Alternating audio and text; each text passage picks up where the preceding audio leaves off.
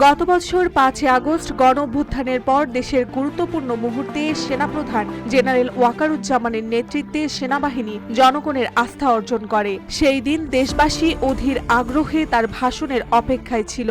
সেদিন তিনি বলেছিলেন, আমার উপর ভরসা রাখুন। ফ্যাসিবাদ বিরোধী রাজনৈতিক দল ও বিভিন্ন শক্তির প্রতিনিধিরাও সেদিন তার ডাকে সেনানিবাসে উপস্থিত হন। তবে গত কয়েক মাস ধরে সেনাপ্রধানের হস্তক্ষেপ নিয়ে প্রশ্ন ওঠার প্রবণতা দেখা যায়। এক পক্ষের দাবি, সেনাপ্রধান নির্বাচন ও অন্যান্য রাজনৈতিক বিষয়ে সরাসরি মত দেওয়া উচিত নয়, যা তার এখতিয়ারের বাইরে। অন্যদিকে সেনাপ্রধানের সমর্থকরা মনে করেন, দেশের ক্রান্তিকাল থেকে উত্তরণের জন্য তার বক্তব্য সময়োপযোগী এবং দেশের স্বার্থে। RICL TMX, যুগের পর যুগ স্থাপনা থাকে মজবুত।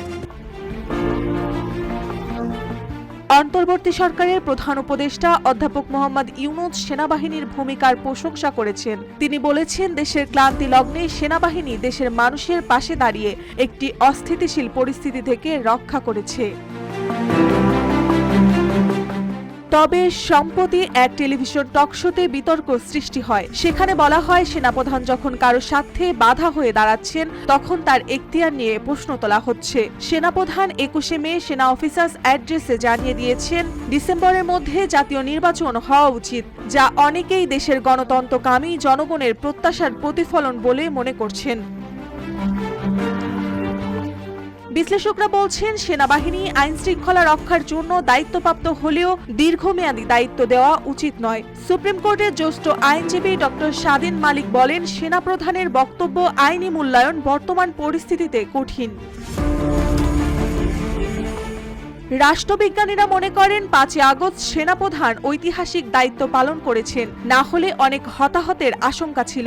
জেনারেল ওয়াকারুজ্জামান ক্ষমতা নিতে চাইলে সুযোগও পেতেন, কিন্তু তা করেননি।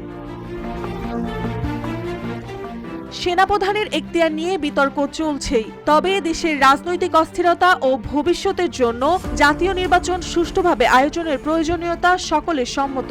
সেনাবাহিনীর ভূমিকা নিয়ে প্রশ্ন উঠলেও জনগণের আস্থা ও সেনাপ্রধানের ঐতিহাসিক অবদান এখনও সকলে স্মরণে রেখেছে। মার্জিয়া মৌ, রূপালী বাংলাদেশ।